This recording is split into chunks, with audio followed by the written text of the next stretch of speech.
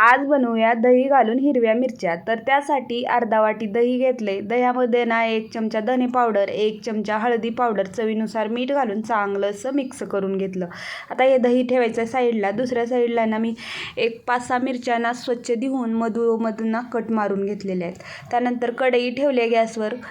कढई गरम झाली की 1.5 चमचा तेल घातलं. तेल चांगलं गरम झालं की 1 चमचा जिरे, 1 चमचा मोहरी, 5-6 पाकळ्या लसूण वाटून घेतलेला होता तर लसूण घालून घेतला. चांगलं असं परतवून घेतला.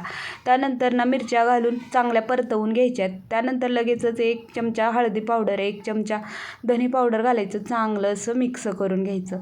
आता हे सगळं परतवून झालं की 1-2-3 चमचे ना शेंगदाण्याचं कूट घालायचं. कूट तुम्हाला आवडत नसेल नाही घातलं तरी चालेल. चांगलं परतवून घ्यायचं. गॅस बारीक करायचा आणि ह्याच्यामध्ये मसाल्याचं जे दही तयार करून घेतलं तर ते घालून घ्यायचं. दही घालून झालं की चांगलं असं परतवून घ्यायचं. त्यानंतर ना त्याच्यामध्ये बारीक चिरलेली कोथिंबीर घालायची. चांगलं असं मिक्स करून घ्यायचं. त्यानंतर ना अर्धा वाटी होईल इतकं ना पाणी घालून घ्यायचं आहे. पाणी घालून झालं की चांगलं मिक्स करून घ्यायचं. ताट झाकायचं आणि 1-2 मिनटं चांगलं मिरच्या शिजवून घ्यायच्या. 2 मिनटानंतर मस्त अशा आपल्या दहीवाल्या मिरच्या तयार आहेत. व्हिडिओ आवडला तर लाईक, कमेंट, शेअर